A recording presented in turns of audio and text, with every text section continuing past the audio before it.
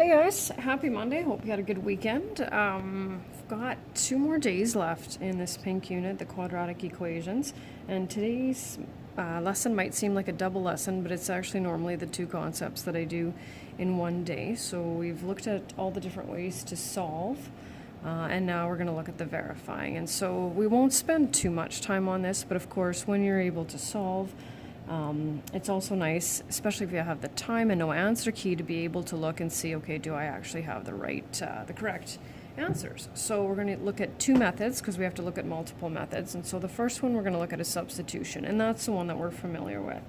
And so what we're going to do is we're going to look at this.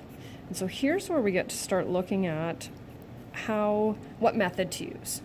And so we look at this one, and right away we're going to axe the square root option because we have a linear term here. If it's factorable, I always suggest factoring it. This is, of course, a difficult trinomial, and I will tell you it's factorable, so I'll help you with that.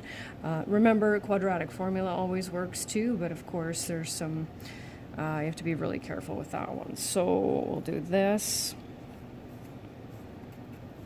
And we know with our sign pattern that we have to have 2 negative signs here in order to end up with a positive product and a negative sum. The only factors we have for 3 are 3 and 1, so we know it has to be that. Now we just have to play around with these a little bit to see if it's going to be 1, 4, 4, 1, 2, and 2 in order to get that negative 7. And let's just verify that this works. Negative 3x minus 4x, so we're good to go. And then we would finish solving this by writing each factor equal to 0.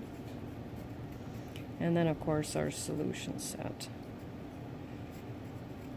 So when we verify by substitution, we're supposed to take each of these values, rewrite the equation, not this one, but this one, and substitute those values. And so I'll do the easy one first. Number of steps entirely up to you. Just watch you follow order of operations. We do exponents before multiplying. And we end up with negative 4 equals negative 4. This one's going to be a little bit uglier, but if you have a decent calculator, you might be able to speed through it a little bit faster.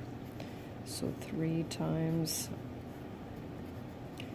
16 over 9.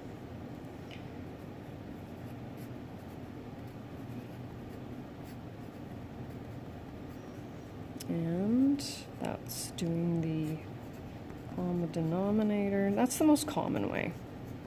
So there we verified that both values work, and we're good to go. There's nothing else besides that. Moving up, this one's a little bit different, and actually I quite like this one. So I've chosen the same equation, so we don't have to worry about that at all. So we're going to go with, I'm going to rewrite it like this. And then we're going to skip to x equals 1 and x equals 4/3 because we already know that. And so what we know is that if R1 and R2 are the roots, those are our answers, and we have them right there, then when we add them, we should get negative b over a, and when we multiply them, we should end up with c over a. And so I find it really helpful to, once again, write these out. So sum, so we take our roots, those are our answers. When we add them together, we should get negative b over a. Now b is already negative, and we know that when we have a negative, right, 2 negatives together, we end up with that. So we'll go with our, let's add those up, common denominator. So there's our sum.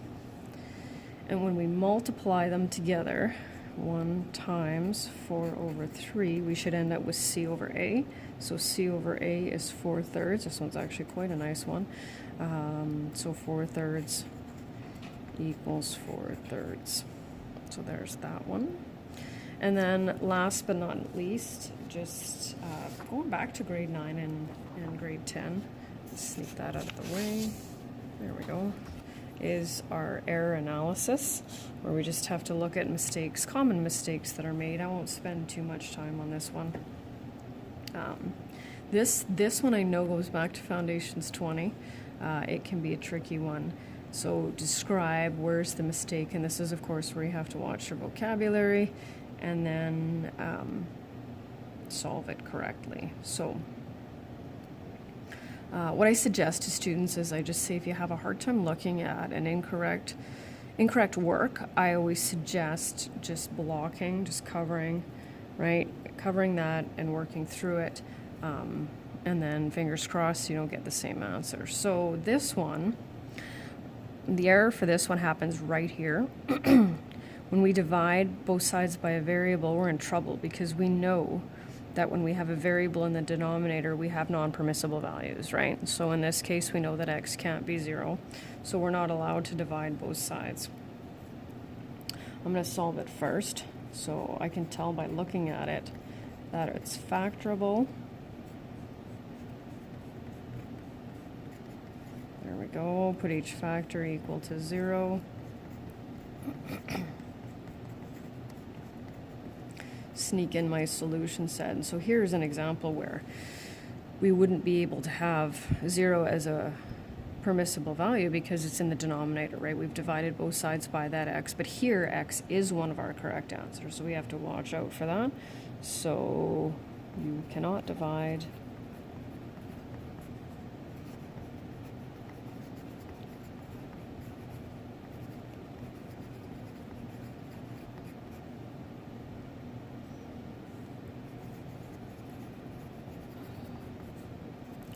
trying to sneak it in here.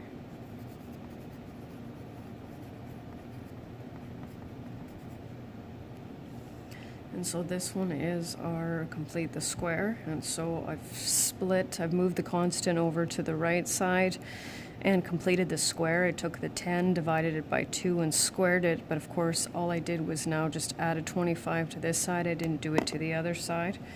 So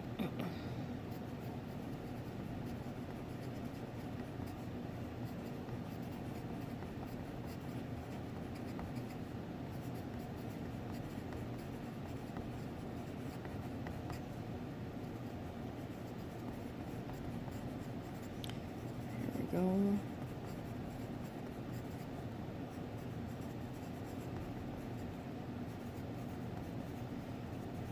And so now I'll do what I was supposed to do.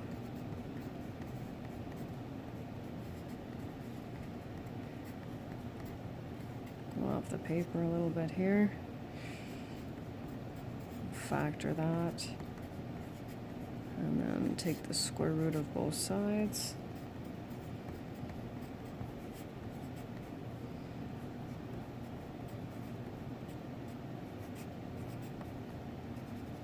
We just have the problem solving left tomorrow, and then it'll be a review. So going to give you that day for the review. And then we're going to get into systems of linear quadratic and quadratic equations. So hope things are going well. Keep working and try to get caught up if you're not there, because we still have a lot of content left to cover. And we'll talk to you later. Bye.